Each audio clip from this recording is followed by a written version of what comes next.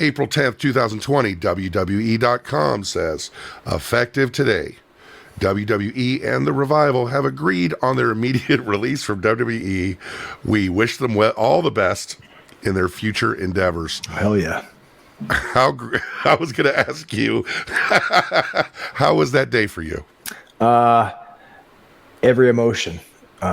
Scared, happy, excited, worried, anxious, all of them, and I don't even want to go through the emotions my wife went through. She had just, after we had turned down the offer from WWE, which was a crazy amount of money, she had said, do whatever you think is right, which is, she's the greatest in the world, but do whatever you think is right.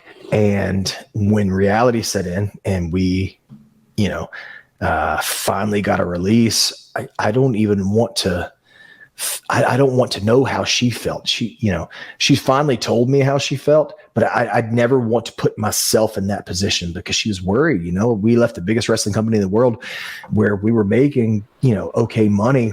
And we're offered much more. Yeah, and we're offered a shit ton more. And we left that to go into some uncharted territories. And she was very worried about it. But same thing for me. I was every emotion you can think of went through my mind. But we got the call, and I'm sure we'll go into a deep dive of FTR leaving WWE, the Revival leaving WWE soon. Was one of those emotions, one of those most dominant emotions was, did I fuck up? Like, were you thinking that at all? Like, did I just take my dream and throw it away because I can't be happy or whatever? Did that thing cross your head at all? No, I never asked myself or thought to myself, did I mess up? Did I fuck up? That never crossed my mind. I was never worried about that because I knew that if I stayed with WWE, if we stayed with WWE, we would only get to a certain level.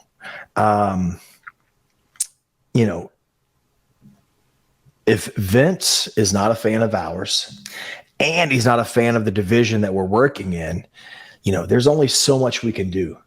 And there's only so much that's going to make me happy there. And like I said in the last episode, if I become unhappy or if I become bitter and I bring it home with me, that makes it worse. My dad and my mom, they both, they were separated, but they both worked their ass off and made sure that I had shit, in my life. They made sure my life was comfortable. I don't want to say comfortable because there were a lot of uncomfortable times, but they made sure I was okay.